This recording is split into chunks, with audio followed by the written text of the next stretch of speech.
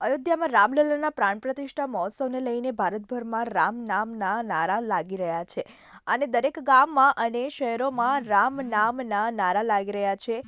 તેવી જ રીતે રાજકોટમાં પણ અલગ અલગ જગ્યાએ અલગ અલગ રીતે ઉજવણી કરવામાં આવી રહી છે।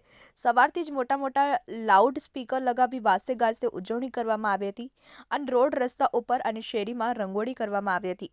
રાજકોટના કોઠારિયા વિસ્તારમાં આહિર ચોકમાં રાત્રે ભવ્ય પ્રમાણમાં આતિશબાજીનો કાર્યક્રમ ગોઠવવામાં આવ્યો હતો અને ચોકમાં લાઇટ ડેકોરેશન કરી ડીજેના તાલે રામ નામના નારા સાથે લોકો નાચતા નજરે જોવા મળ્યા હતા। આહિર ચોકમાં આશરે લાખો રૂપિયાના ફટાકડા ફોડી રામ ભગવાનની ઉજવણી કરવામાં આવી હતી। વિશ્વાસ રાજપૂત, TV18 ન્યૂઝ, રાજકોટ। બહુ હર્ષ અને લાગણીના ઉત્સવ સાથે જણાવતા પણ ભૂલી જાય કે 500,000 વર્ષથી અમારા દાદા પરદાદા જે દિવસની રાહ જોયા હતા એ દિવસે અમે બહુ ખુશ નસીબ આપણે બધા પીઢીઓ કહેવાય કે આપણે જે 500 વર્ષથી આપણા પીઢીઓ રાહ જોતી એ દિવસ આપણને જો મળ્યો તો હર્ષ ઉલ્લાસ અને લાગણીથી આપણે તેની ઉજવણી કરી છે।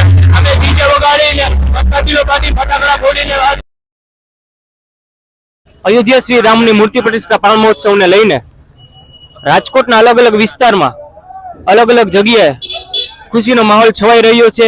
આમ જોવા જઈએ તો રાજકોટના આહિર ચોકમાં અલગ અલગ જગ્યાએ અને અલગ અલગ વિસ્તારમાં ખુશીનો માહોલ બની રહ્યા છે। તો જે રાજકોટના આહિર ચોકમાં આતિશબાજીનો એક જ હારે 2 લાખ રૂપિયાના ફટાકડા ફોડી રામનો સનાતન ધર્મની વાત કરવામાં આવી રહી છે। તો જોઈએ આપણે જોઈ રહ્યા છે વિડીયોમાં આહિર ચોકના તમામ ભાવ ભક્તિઓ એ કાર્ય જોઈને કરી રહ્યા છે। વિડીયોમાં તમે જોઈ શકો।